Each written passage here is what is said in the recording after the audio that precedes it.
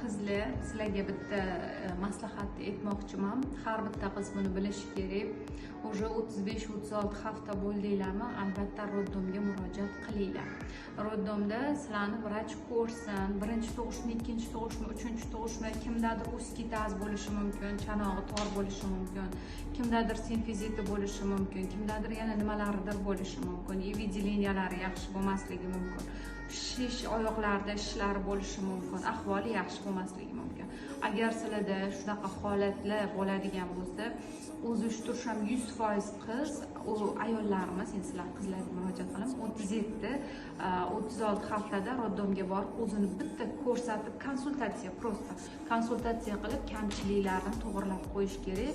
Как подсказка bo'ladi, to'g'ri nimalarga e'tibor berish kerak, qachon murojaat qilish kerak.